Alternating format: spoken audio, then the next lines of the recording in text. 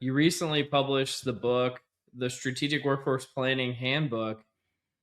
How has the reception been? What's happened since it launched, and what did you learn from the process?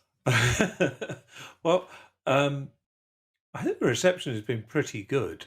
You yourself have said some nice things about it, and I know you're slightly embarrassed that I have quoted you extensively on my email signature now. But the things I was doing in Ericsson, I hadn't done that before, and felt that that was a really palpable way of giving HR a voice at the strategy table.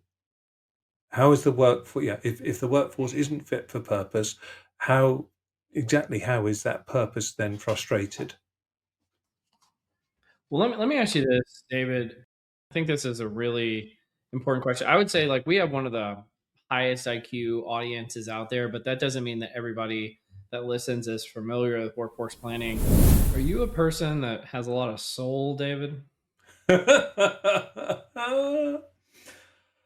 I'm very, I'm very passionate about this subject.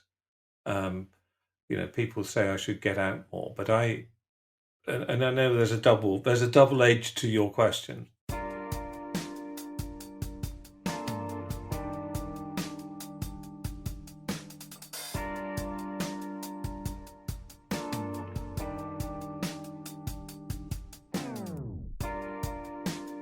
Welcome to Directionally Correct, a people analytics podcast with your host, Cole Napper, and today's guest, David Edwards, the author of the Strategic Workforce Planning Handbook and Chief Workforce Strategist at Dark Artistry.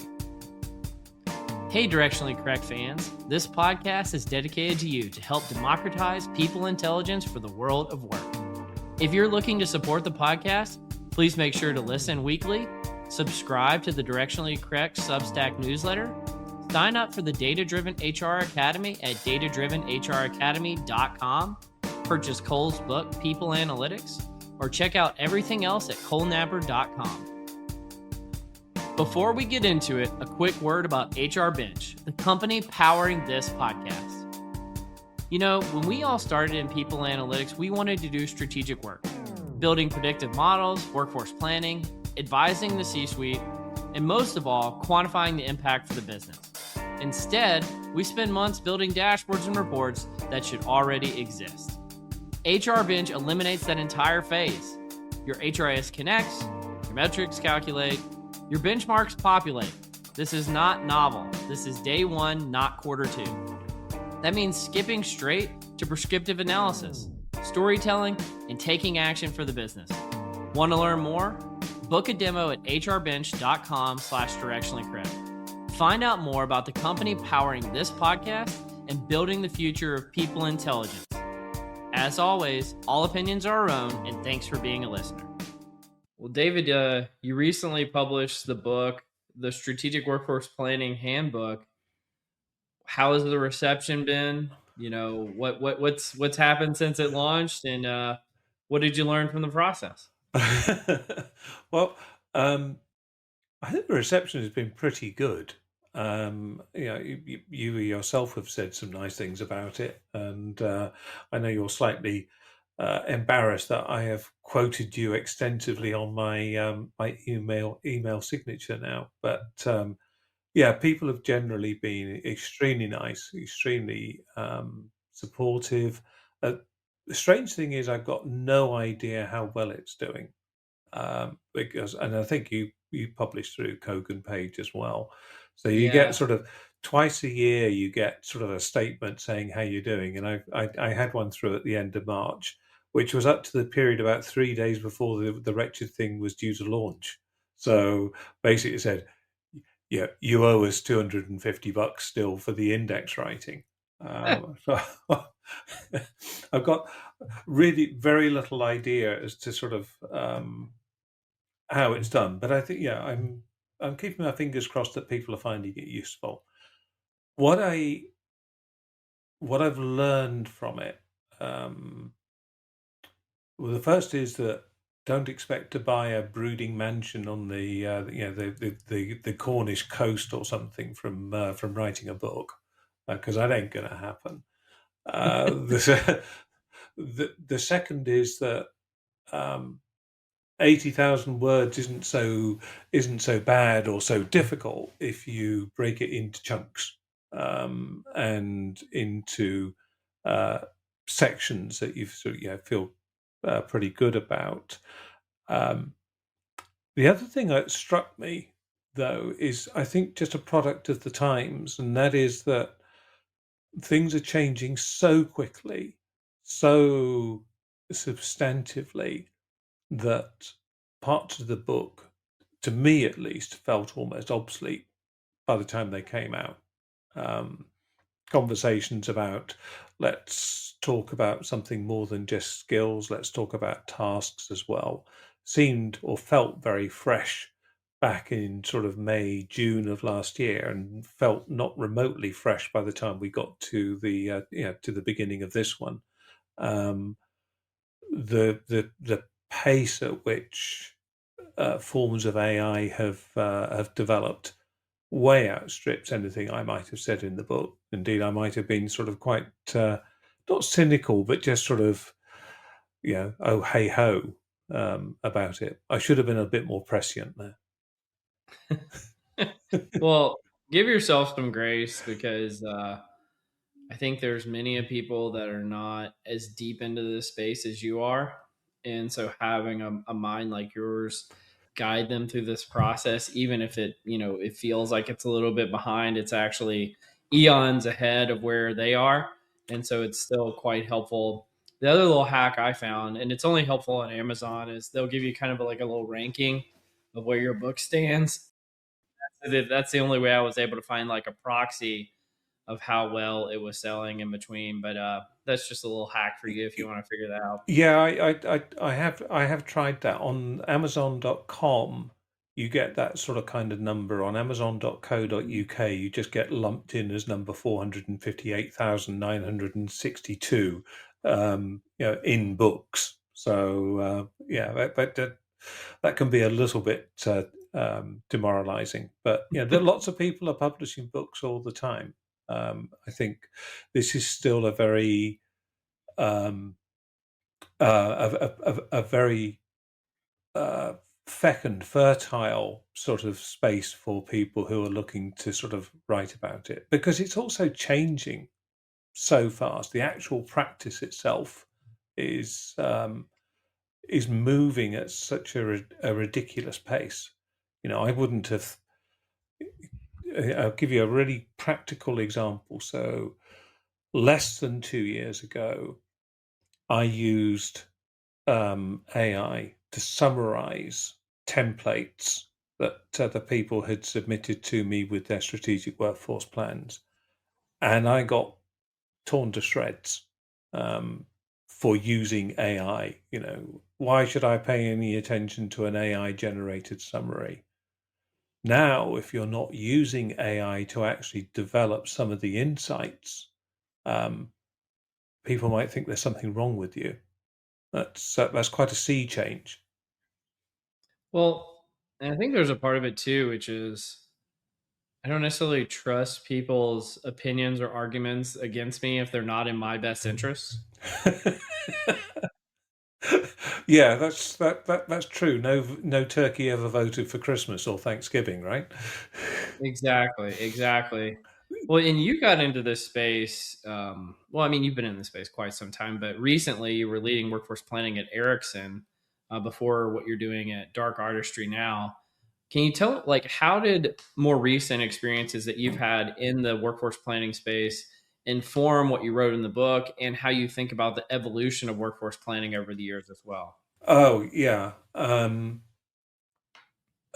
remember we talked about strategic workforce planning when I was in the UK Bank NatWest. And that's where I cut my teeth in this stuff. And then, some of the lessons I learned there are still relevant, very much so. But I can now look back on that and say it was really nothing to do with strategic workforce planning at all. It was just taking a slightly more strategic view of operational workforce planning. The one thing probably that was strategic was that we were asking people to set plans which were driving towards more strategic objectives. But what we weren't doing, so it was a pull rather than a push. What Ericsson taught me first was you've got to get in with strategy, and you've got to believe that strategy is what is driving the workforce plan. As the phrase I use a lot, is your workforce fit for its future business purpose? Well, if you don't know what the business strategy is, then you're not going anywhere on understanding that purpose. But it was still locked into this annual cycle of we produce the strategy, we stick it in front of the board, we then get the business areas to put this together, and then they come up with their plans. Finance then sort of put a knife and fork through it, and then we give it to HR, and then on we go, and so the long day wears on. What I think is certainly emerged for me was the importance of emphasizing risk, workforce risk, in the things I was doing in Ericsson. I hadn't done that before, and felt that that was a really palpable way of giving HR a voice at the strategy table. How is the workforce? Yeah, if the workforce isn't fit for purpose, how is that purpose then frustrated? Well, let me ask you this, David. I think this is a really important question. I would say, like, we have one of the highest IQ audiences out there, but that doesn't mean that everybody that listens is familiar with workforce planning. Can you talk about three things here really quickly and what you mean by them? One is the word strategy, because I feel like that's one of the most overused words in businesses. And what does that actually reflect for a business? How does that lead to this word demand, the demand that goes into a strategic workforce plan? And then what relationship does that have to workforce risk that you just mentioned? And how does that play a role in workforce planning? Can you do that? Because I think that would be super helpful. Okay.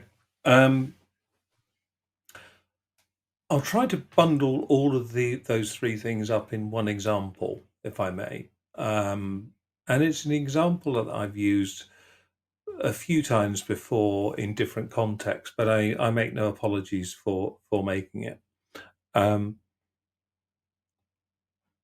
A organization, let's just keep it very sort of broad brush, makes about $1.5 billion or so per year from its intellectual property and licenses to use elements of its hardware in other people's devices. And these devices are every day. We've all got them. So it's not going anywhere as far as sort of its value to the organization is concerned. It is developing new versions of that technology. It's research and development. Teams are coming out with new bits of hardware, but also, of course, now we are seeing more extraterrestrial forms of communication. So it is a communications company. So networks which are no longer reliant perhaps on radios, but instead of being satellite driven. The R&D is the generative engine of the organization's future revenue and its future direction and ability to not only maintain customer share, but hopefully to improve upon it. So the strategy is to make these elements much more necessary to the businesses that they're selling it to. It is a pure sales thing. So the strategy is we build more of it, more clever stuff. We can therefore sell more clever stuff, and therefore our customers will continue to want us forever and a day. How that drives The demand then within the demand side of the plan is in a number of different ways. Firstly, it is going to um, hopefully mean that our R&D department continues to be necessary because it's going to be successful. It's only going to be successful if we have people who are able, not only able to sell, but are able to sell that stuff. And being able to sell that stuff is different to being able to just sell. The generic skill of being able to sell something is not the same as the generic capability to sell that particular piece of equipment, because the capability requires product knowledge, it requires understanding of business context, and it's not just a sort of a smart patter. Where the workforce risk comes in is with the people who are licensing and defending the intellectual property of these new bits of hardware. And in this particular context, let's say this is a 100,000 person company, um, only 270 of that 100,000 are actually responsible for intellectual property rights and licensing. But most of them are copywriters, due diligence, drafters, all of this kind of thing. There's only 40 people in that small function who actually identify the IP, write the licenses, negotiate them with the relevant companies, and then defend that intellectual property if they feel it's going to, if it's being breached. They're the ones who go to court, and they know all of the history. And half of those people, half of that 40, are 55 and over. So by the time the next license renegotiation comes round in 5 years' time, um, they're going to be even older because they're not going anywhere. Their attrition rate is zero. The retirement rate is next to zero. We've got people who are over 65 there, but one of these days they're going to leave either voluntarily or, let's put this delicately, involuntarily. What are we going to do then? That's what I call workforce risk. Does that do it? Yeah, no, that's perfect. No, I really appreciate that explanation, David. I think that is super clarifying for the role that, you know, the strategy, demand, and workforce risk play for businesses. What role does data play in what you just described in terms of doing strategic workforce planning? Um, I'll I'll preface this by saying that no one should ever spend their lives waiting for the data to get to be perfect. It's never going to be perfect. um, but the data plays a critical part in this. Indeed, I wish it played more of a part in this than it currently does. Um, Certainly, from a people analytics standpoint, I wouldn't have been able to identify those kind of risks had I not had access to an extensive ability to drill down into not only what people are, what they do, um, how old they are, frankly, um, what their attrition rates are, all of the, the relatively straightforward things. But all I was doing was sort of layering different sort of bits of the sieve, one atop the other, so that we could sort of get down to sort of the brass tacks. Now, what would have been even better would have been if I'd been able to associate, say, the revenue generated by each of those critical individuals because of their association with one or more of the licensors of the product. And I'm sure that that association exists, but it's simply not visible within the data.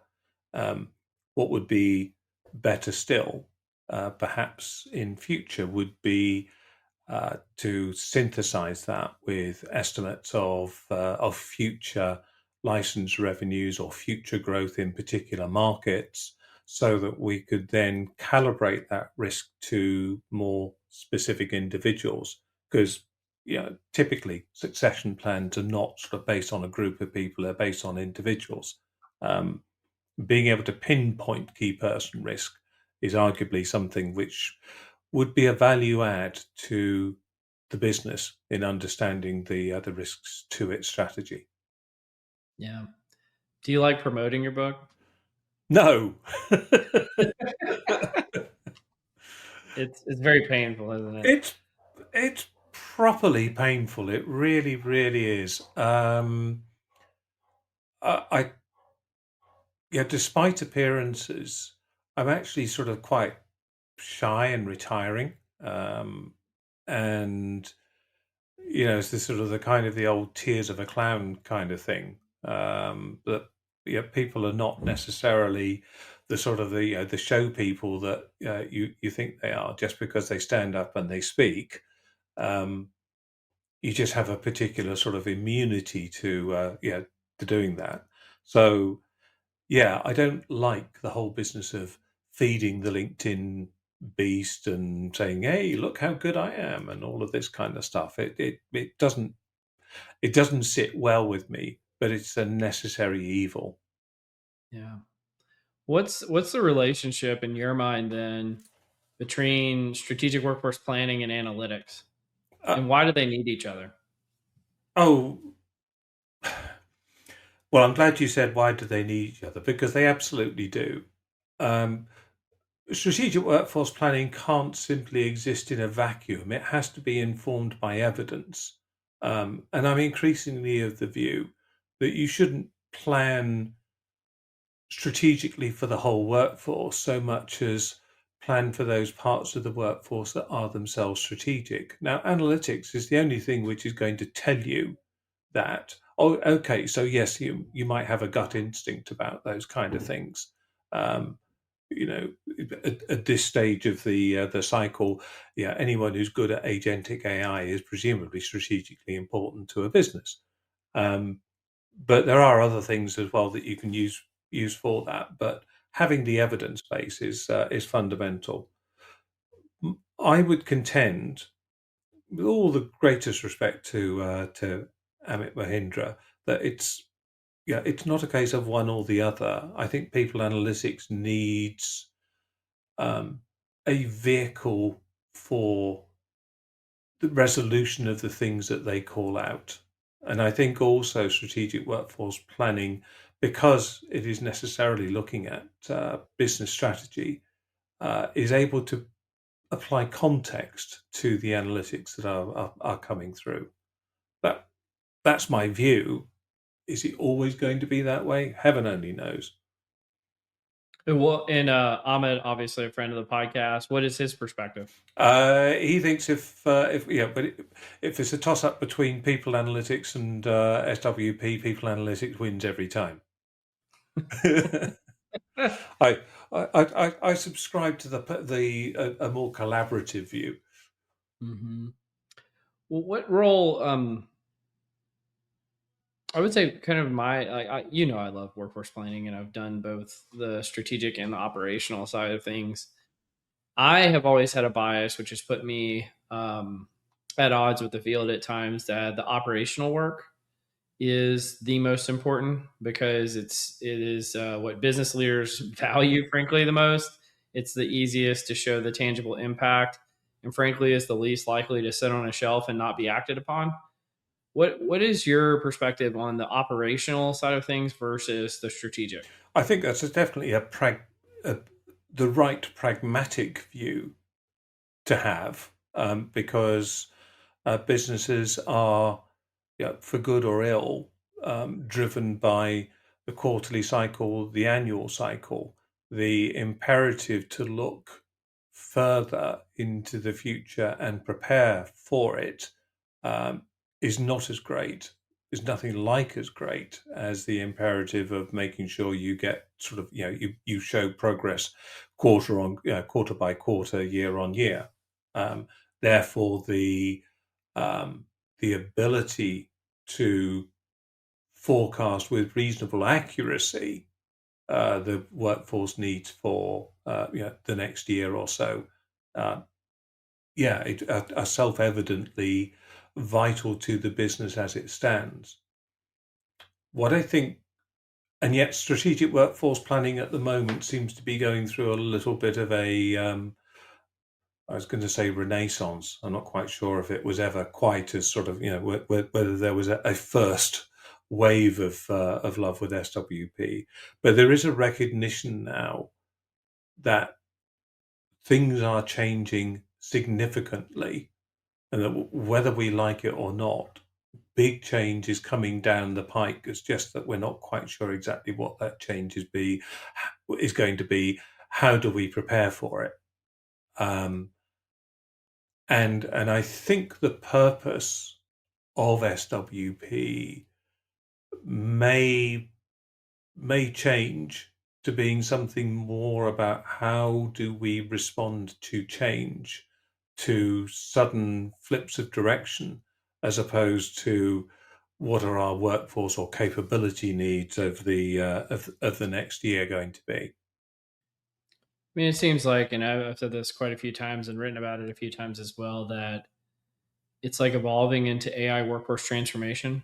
Mm, Like a lot of roads are leading there. Not all roads are leading to Rome, but many roads in the workforce planning space are leading to how do we plan for our human beings, but also how do we plan for the supply and demand impacts that AI has on the workforce. correct. Yes, I'd agree. People are people are looking to folks like you to help them decode this because big wig David Edwards, author of the Strategic Workforce Planning Handbook, should have all the answers, right? So what are all the answers, David? um, okay, let me break this to you gently, Cole.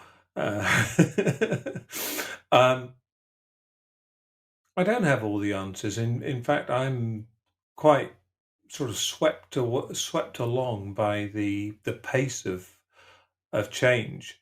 I wrote a slightly sort of angsty article on LinkedIn about I called it AI ate my brain earlier on this week, and but there was a phrase in there which was not mine. Credit where credit's due is a guy called Phil Robinson who was the original CMO for Salesforce. So I suppose that's a feather in his cap. But he said there's a recursive elegance to AI now being used to define how AI is going to change the workforce. Uh, and all of a sudden, I see it being used in a very different way. See workforce planning taking a much more um, granular approach to workforce change, to future workforce change. I never thought it was about headcount anyway. I always thought it was about telling organizations what kind of bigger boat they needed to build, without telling them necessarily exactly how long the bigger boat needed to be. Um, but now it's an awful lot more about how is the work going to be affected by AI, and what capabilities does that mean we might no longer need, and which ones do we need to start to develop.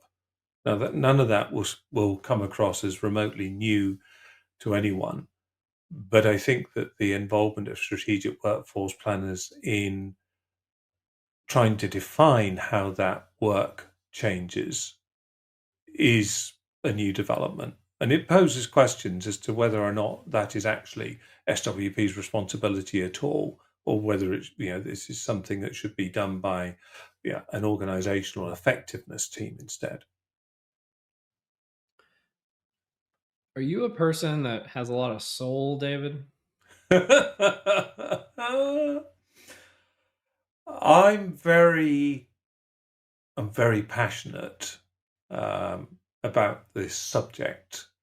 Um, people say I should get out more, but and I know there's a double edge to your question, and I'll come to the second part in a minute. Um, I I started in this trade, skill, craft, whatever you want to call it, um, helping people who were at risk of losing their jobs find another role within the same organization, because I could see with my own eyes, and the data helped to reinforce it, that people leaving through one door were being replaced in a different door by people doing pretty much the same role. It's just that we didn't realize that the people leaving could do what the people coming in were doing. And so I cut my teeth um, helping to redeploy 500 people. Lots of other great people involved in that as well. So, credit to them as well. But the visceral sense of delight that you got from seeing people and hearing people say thank you for what you just did for me, um, you know, to me that saving that one person probably made all of the other heartache completely worthwhile. So yes, I have soul about this. Um, I also have soul because, yes, it is true. I used to sing in a 17-piece soul band. Um, uh, Of course you did. of course, I did. um, which I absolutely loved. I did it for about 20 years. I only started doing it when I was in my early 40s, and yeah, we just used to sort of get up on stage once a year or so, and we'd lash out about 45 tunes, 5 singers, lots of brass, and we'd have an absolute ball. That's fantastic. And you spent a little bit of time as a teacher in Kenya, if I'm not mistaken, right? You're right. When I left high school, yeah, so I was aged just 18. I saw um, on the school notice board do you fancy doing something different? Come and be a volunteer overseas. It was a little bit like the Peace Corps. In fact, there was a Peace Corps volunteer um, living in one of the row of houses just up from me, and I said, "Yeah, that sounds like fun." So, aged 18, knowing nothing really about anything, I found myself out in Kenya. This is 1978, by the way. So, the form of, the only kind of electronic communication was possible by booking a telephone call in Mombasa Post Office, which was about 30 miles away, um, for 5 minutes or so. And you'd have to take a bus to sort of get there and sort of, do all this kind of stuff. So you really were on your own. Um, but I loved it. I mean, I probably, don't mention this too loudly, but I probably remember more about that year than any other uh, because there were so many new things that I sort of experienced. Yeah. I heard this the other day on a podcast, and I don't know if it's scientific or not, but someone said in terms of experiential life, you experience half of your life by the time that you're 20, and the other half in the rest of, I don't know, your 60 or 80 years after that. And it's sort of interesting because and they say the reason why your experiential life is so much shorter, or it is so prolonged in your youth, is because of all the new things that you learn. Yeah. And it's the lack of learning that happens and the new experiences that happen later in life that makes it feel so short. I don't know if that resonates at Oh, all. it does. It completely resonates. Um, I when I came back from Kenya, I'd taught in front of people. I learned at least partially a new language. I'd discovered what it felt like to be a racial minority. There were all manner of different, and I climbed a mountain as well, which never happened before or since. Um, and I came back to university, and I couldn't sort of kind of bottle it all up again. As a student, I was an extremely good DJ. That's all I'm prepared to say. And This is pre soul band. pre-soul band, and then dropped out of university and spent a year working in a hospital laundry. Literally operating just sort of mechanical washers and tumble dryers and stuff like that. But every story has a happy ending. And in my last week, before I started down the journey to being an accountant, deep joy. Um, I met my wife. She was doing holiday relief work, and literally our paths crossed by about 4 or 5 days. Otherwise, I'd never have met her. And we celebrate our 40th wedding anniversary in June. Oh, the poor unlucky lady. I'm so sorry for her that came across you. Well, all I'm prepared to say is that she's worn the years a damn sight better than I have. Well, David, do you want to join me in Cole's Corner? Oh, absolutely. Yes, I've been dreading this, but hey, yeah, here we go. Welcome to Cole's Corner. Well, let's start out with some rapid fire questions. The first one I have for you is, if you weren't in the field of workforce planning, what would you have done with your career? Given the choice, theatre. Theatre. Absolutely would have loved to have been in the theatre in any kind of capacity. That's fantastic. I love it. What's the place you've never been to that you'd most like to go, and why? um, as a child, I always wanted to go to Moscow because I thought it was so sort of foreboding and threatening. I really should go to it, but I'd probably not do that now. Australia or New Zealand, because I've never been, and New Zealand looks fantastic. Yeah, I think those are very achievable, especially in the workforce planning space. For Absolutely. sure. Yeah. Yeah. If you're looking to explore fresh perspectives, dive into compensation tech, or just enjoy a lively conversation and debates about the evolving world of total rewards, you're in the right place. Welcome to Totally Rewarding Chats, where we discuss the future of compensation, benefits, talent, and all things HR tech. I'm Sean Luchins, VP of Product Strategy at Salary.com, bring years of product and development perspective. Joining me is the bow tie wearing, comp tech loving, experienced guru Paul Ryman, founder and managing partner of Novo Insights. Together, we'll be jamming with guests and sharing candid, unfiltered conversations about total reward strategy, compensation technology, talent trends, and anything else we find interesting in the world of HR. If you were a character in any book, TV show, or movie, who would you be and why? uh, Almost anything that Bill Murray's played, or anything played by Peter Sellers.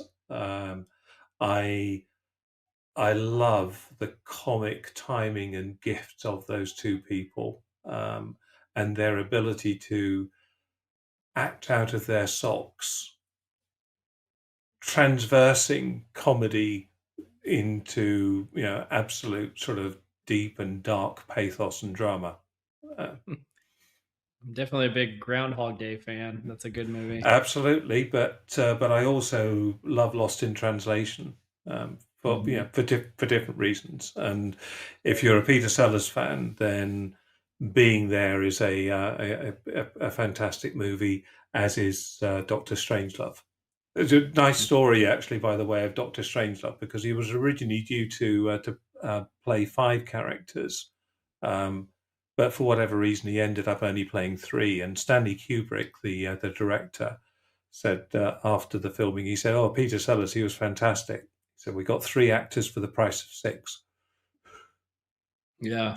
Well, and how I learned to quit worrying and start to love the bomb There is you go. probably a relevant message lately, unfortunately. So, yeah. Yeah. Well, all the best films sort of resonate through the ages, don't they? Absolutely.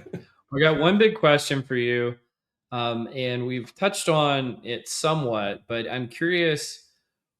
You mentioned that the world of AI is transforming before our eyes, and you mentioned like that there was 2 years ago people would be mad at you for summarizing what you were doing with AI, and now it would be expected of you to do that. If you look 3 years into the future, as many workforce plans do, what does the impact of AI have on the workforce planning discipline itself? More than I think people expect it to. Um, I'd already started experimenting with the use of agents to identify workforce risk for individual HR heads back in, well, about this time last year, and it was rudimentary, but it was still coming up with answers that I couldn't really disagree with, and were corroborated by other people. Um, so I think actually it is going to do an awful lot of the grunt work, an awful lot of the synthesis, which at the moment is not easily done. I also think it will bring to life the the piece which is absolutely critical to recognizing the potential for SWP to actually make a difference, and that is in the synchronization and orchestration of the appropriate supply side mix for any given circumstance, because that's optimizing that mix um, is the way in which companies can remain competitive, but it's also the way in which people can continue careers and continue to develop within organizations without having to go through the churn. Absolutely. Well, let me pull something up for you. Let's do some what am I reading? So the first one I've got for you is an article from the Directionally Correct Substack newsletter from November of 2023 called What's Old is New: The Quest for Excellence in Workforce Planning. And this was by the venerable Bob Motion himself, also a giant in the field, as well as myself. Trying to get Bob to come on the podcast. Maybe eventually he'll come. And what we talk about is it seemed like, and you mentioned this earlier a little bit, that uh, although workforce planning has had its ups and downs, it seemed to really skyrocket back into relevance in that 2023 timeframe. And so that's what the whole what's old is new, because all of a sudden, all the things that we knew from, post the Great Recession were all of a sudden being, being dug up out of the grave and brought back into the forefront. And so we put this article into kind of 6 different themes. Strategy is hard, but that doesn't make workforce planning impossible. Workforce planning can both help fight and respond to Wall Street earnings cycle pressure. Process is necessary, but don't overdo it. Analytics is and will continue to be king. Winning the war for talent requires talent intelligence, and we can't fall in love with our own ideas. Did you get a chance to read this one? And if so, how did you react to it? Um, it resonated an awful lot with me, I must confess, because I certainly learnt the hard way that I mustn't fall in love with my own ideas, because it is, as a feast, it is moving far too quickly. The other one which really resonated with me is don't turn this too much into a process. I think you have to use available governance as much as possible to enable some of these things. I mean, at its heart, SWP is a mindset. It's not a process at all. It is what do we need to be thinking about in the future? How would we respond if it all changed tomorrow? And by the way, if you're a director of the Saudi oil company Aramco, that's probably become a much more visceral sort of issue to think about over the last couple of months. Yeah, is something as extreme as that likely to come along? Well, I don't think we should ever rule out the possibility. So yeah, don't make it a process. Make it a conversation that becomes part of your natural way of approaching business. There's a guy called Nick Kemsley who is a professor at the Henley Business School, and he suggested to me that the perfect SWP implementation ends up with there being no SWP practitioners at all, but one simply where the change agents have introduced a new way of thinking into the existing processes that are there. Yeah, that's pretty provocative. I like that. The one that I always come back to, and it comes up. It even came up earlier this week. Occasionally, I'll have like people that are workforce planning practitioners of a long time in the field reach out to me and just want to trade notes or what have you. And they'll say, I just never really got on board with using data for workforce planning. And I do agree that workforce planning is a mindset, but I'm always so thrown off by this. It's like, how could you have a whole career in this space and not bring data into the equation? And so we said, analytics is, and we'll continue to be king in workforce planning. And I just don't understand where, again, that mindset comes from. I well, I was going to say I have to agree. It makes it sound as though I'm forced to. Far from it. I think, and particularly if you take the view that you've got to focus on what's critical to the business. How on earth do you do that without data? Or are you just going to fly by the seat of your pants? I think that an evidence base is fundamental to the credibility of somebody in workforce planning. Now, how they then weave the story by synthesizing that evidence with all of the other signals that they can see coming in, because I do think that this is very much an act of synthesis and an act of storytelling to articulate risk and feasibility. That's still, I think, for the time being, a very much human in the loop uh, aspect. But you've got to start with something that says, we're I don't know if you can edit this out, but we're up the creek without a paddle, or you can't just sort of say, well, I think you might be right.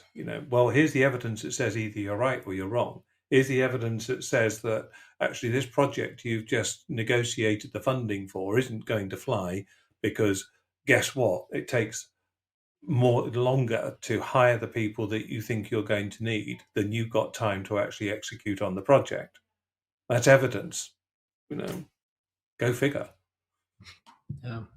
Well, let's do the next article I've got here, which is a workforce planning problem that I feel like isn't always classified as this.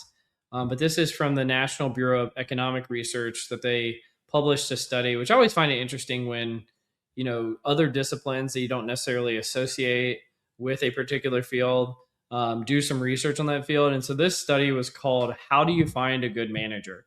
And you've got a bunch of economists looking at it. And so Derek Luss made a LinkedIn post about this, and they, from the summarizing the article, and it says the main findings is that managers matter as much as workforce's productive skill. There's a one standard deviation boost in manager quality, or a one standard deviation boost in manager quality raised the team's performance by 0.22 standard deviations after accounting for individual skill sets.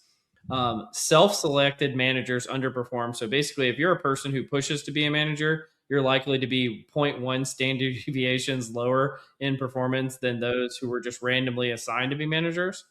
And what predicts good management? For lottery chosen managers, the assignment game decision making skill is among the strongest predictors of good leadership. So basically, your skills in decision making is what separates you from the pack. And in retail, better managers increase store sales by roughly $4.1 million per year, which is a 25% lift over those who, were worse managers. And so good management plays a definite role in company effectiveness. What did you think about this one, and what is its relationship to your work having been done in workforce planning related to manager staffing? Well, some of this is sort of David Edwards heuristics, but I think for far too long we have promoted people to management positions on the basis of their technical prowess in whatever field they happen to find themselves. And I genuinely shudder at the thought that a brilliant software engineer can therefore make a brilliant software engineering manager. It's not to say that it's out of the question, but a manager's job is to lead, to orchestrate, to steward. A less spoken of characteristic in this day and age. But also, as you say, to decide. I believe that a good manager um, is not defined by the technicality in which they may have originated or from which they may have originated. And that we spend more time actually developing people as managers and not just as sort of, if you like, technical lead extensions. Yeah.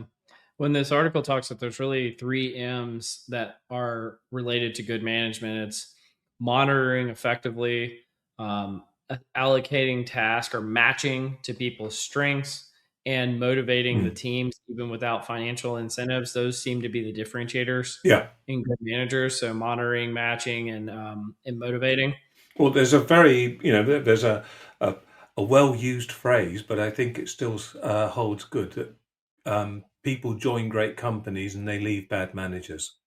You won't often see people leaving voluntarily because the company's gone to pot. It will be because the circumstances of their leader have caused them to want to sort of look elsewhere.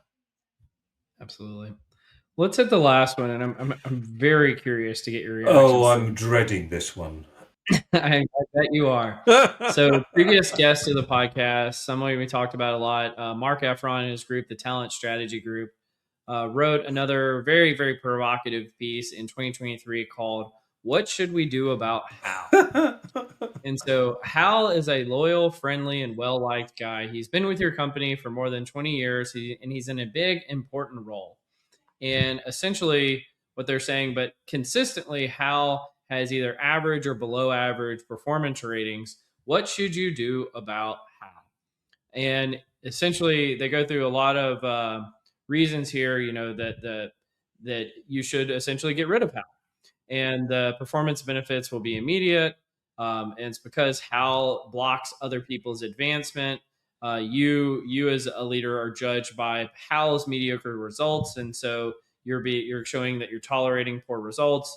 Team engagement will increase, and it talks about how to find the Hals in your organization and kind of what to do about it and their whole talent philosophy behind it. I found this one to be quite provocative. What do you think about Hal, and what do you think about this perspective? I think I'd like to know how he knew so much about me to write the article. Uh,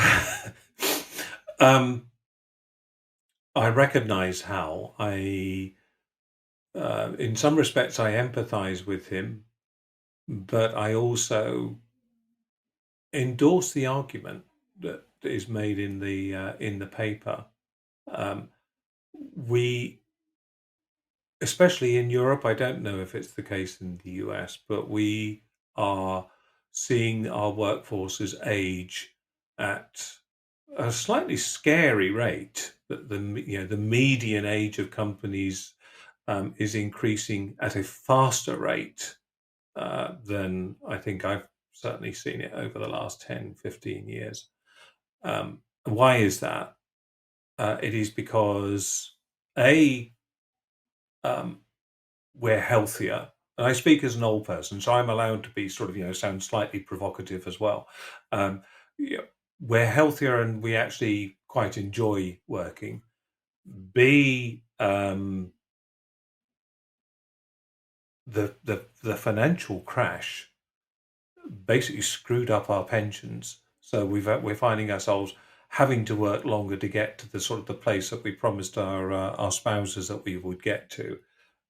C, governments have also been hit by that same crash, and they're raising the retirement age so that those of us lucky enough to get pensions, as I have finally become, have to wait that much longer for them. So we don't want to go anywhere, which means we are creating a sort of a magna plug that is causing a lot of angst at the levels below us. How needs to make way for others who are going to take greater advantage of advances not just in technology, but in technique. What how can do, and what I think we need to be doing much more about is passing information on, passing knowledge on, passing understanding and experience. Not as a, oh, you'll find this out, my boy, don't you worry. But these are the things I've found have helped. Things which are universal truths. I I think my future lies in doing exactly that kind of thing. I call myself a consultucator. I'm beginning to think I should register the trademark, but I'm not quite sure what I'd do with it if I did. Um, but my job is to sort of both advise and also to educate. And I think that there's no reason why you can't create a class of master practitioners within an organization as well, incentivize them over a short term to impart their knowledge of how to network, how to get things done, and say, look, your reward for doing this is a slightly raised golden goodbye. And I don't think we should stick around forever. You touched on something, and it was interesting. So I kind of two different directions I wanted to go with this. One is just this concept of a person being a blocker. I find that people are quite quietly passionate about, but they don't. It's not necessarily something they want to shout from the rooftops. That is something that they strongly advocate for, and so I appreciate at least that they're coming out and saying it publicly. Yes. The honesty there. There's something you touched on though that I think is related to the aging populations is the whole concept of being a blocker implies that there's people like younger that are being blocked. Mm. And as populations start to age, I think the problem of what you do about how has to change because you're going to be more reliant on how because how might be the only person that exists. And so it becomes almost more of a reskilling argument over time than, well, Hal's in the way of this larger boom of younger folks that's behind Hal when there's no boom behind Hal. But Hal should still, my opinion, others are available. Hal should still be a mentor for people who have the potential to step up. I mean, I worry about this. You take the sort of the law firms. Their typical shape is a pyramid. Yeah, and it's probably quite a tall pyramid as well because you've got a small cadre of partners at the top, and then you've got all these sort of kind of junior oiks who are doing sort of lots of stuff. Well, AI is about to decimate that, and it's going to turn that pyramid into a diamond because that's the perceived wisdom. And so I think you have two things here to think about. The first is, where are the partners of the future going to come from? Because they're sure as heck, and we're not talking about next generation, we're talking about the generation after that. They're sure as heck not going to come from the junior ranks because they won't exist to the same extent anymore. But also, it's like a self-extinction for the organization. Yeah, but who's like who is thinking this is wise? Well, I couldn't agree more. But also, who's to say that a junior working with their digital twin couldn't, as a hybrid, do the work of those senior people, at least to an acceptable degree? Who's to say that sort of, we should keep Hal in order to let juniors go when perhaps ultimately they will be able to do his job or most of his job every bit as well? I think there's a danger of throwing the baby out with the bathwater. Yeah, definitely. A lot of different provocative directions we could go with this one, but I was wondering, David, do you have any questions for me before we wrap up? I think we are in I think the world feels extremely messy at the moment, and even some of the established norms and guidelines that people like me might have laid down in the past feel as though they are built on sand. Is that something you feel as well, or am I just getting old and cantankerous? No, I think you're right to feel that. I One of the things that keeps me grounded is I think about I don't think I've ever talked about this on Direction Correct, but I think I have talked about it on some other people's podcasts where I've been a guest. Um, is like our grandparents, our great grandparents, and the amount of change that they saw in their lifetime, going from like a horse and buggy to seeing people land on the moon in like a single lifetime, and how transformative that change must have felt. Mm. And we are just experiencing, like, for a lot of times, even maybe in your lifetime and definitely in my lifetime, the first kind of bout of that level of quick transformation. Yes. Yes. And so my first reaction is we can handle it because our ancestors have handled it. Mm. Second is like perhaps that like we have been going at such a slow pace of transformation for so long that maybe having a quicker pace is probably warranted. But then there's the part of me is like, can it go on like this forever? Like, are we on an exponential or are we on an S curve? Right. And we have, there's wildly different outcomes depending on the answer to that question. And if we're on an S curve, then this is temporary. If we're on an exponential, well, I guess what everybody's saying about the singularity and all those things is actually correct. And so maybe a lot of these things that we're pontificating about don't really matter all that much because we're all going to be uploaded to a digital god or something like that, right? And so there's a part of me that I keep coming back to, is which is human beings matter. The relationships that human beings have amongst each other matter. Ultimately, an economy works off not only producers but consumers, and those consumers are not going to be AIs; they're going to be people. And so ultimately, the economy has to serve people, and that means that people play a role in the economy. And if that's always the case, which it may not always be, but if that's always the case, then we need to always be kind of focusing on the things that we're focusing on. And so, yeah, it does feel like the ground is shifting beneath our feet, but maybe it's for a good reason. I like that. If I call myself anything outside of a strategic workforce planner and a one-time soul singer, I'd call myself an historian. Mhm. And the great Barbara Tuchman, who won the Pulitzer Prize for a book, The Guns of August, about the beginnings of the First World War, which I highly recommend to anybody who wants not just a well-written read, but also a highly amusing one. But she wrote in a separate book that people entered the 19th century in very much the same way as they'd entered the 17th, the 12th, or even the third. Horsepower was still the main thing. We didn't have much by way of plumbing outside of sort of royalty. By the time we got to the end of the 19th century, everything had changed. And that was before the period that you're now talking, that you just Yeah. referred to. So it does speak to human resilience, and it also does speak to humans finding ways to reassert themselves Sure. in whatever new situation they find themselves in.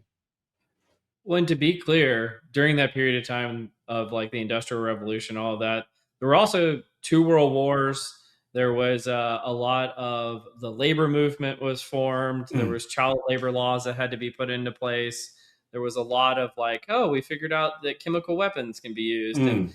there's a lot of negative externalities, as the economists say, that came out during that period as well. And so if we're not wise about how we approach this, we will probably see some similar conclusions, which we live in a tumultuous time as it is right now as well. Well, I'm afraid to say again, as an historian, that people are notoriously bad at learning the lessons from the past. Sure. So who knows? Maybe this time we will. Maybe Yes. AI, maybe our AI gods will help us. Who knows? Oh, I But hope so. yeah. But David, this has been a fantastic episode. I really appreciate having you on today. if people want to find your book or they want to reach out to you, where would be the best ways to do that? Well, they will find me at david.edwards@darkartistry.net. That's the name of my company. They can look me up on davidedwardsswp.com. And if they fancy the book, then they just have to go to koganpage.com/SWPH and just type in the code KoganPage25 and you'll get 25% off. Look at that. Just search the Strategic Workforce Planning Handbook. I know how much you love promoting it, David. Thank you for joining the podcast. And you've been listening to Directionally Correct, a People Analytics podcast with your host, Cole Napper, and today's guest, David Edwards. Thanks for joining me, David. Thank you, Cole. It's been lovely.